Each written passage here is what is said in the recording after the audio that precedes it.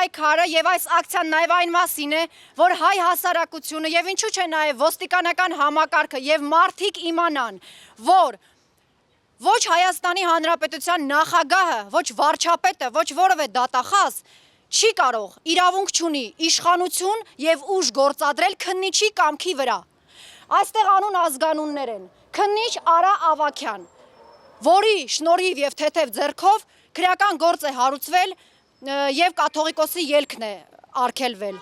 Այստեղ անուն ազգանուն կա Աշոտ Վարդանյան, այնտեղ եւս անուն ազգանուն կա Արտակ Խաչատրյան։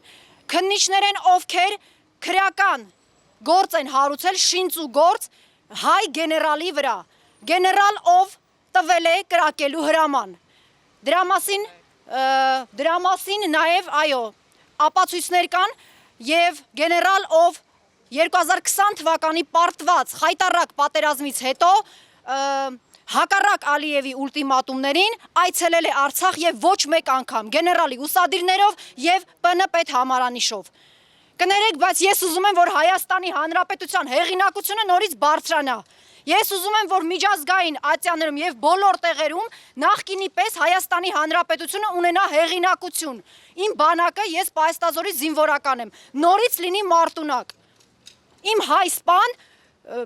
փողոցում քայլելուց չամաչի իր համազգեստից, որը այսօր մենք տեսնում ենք։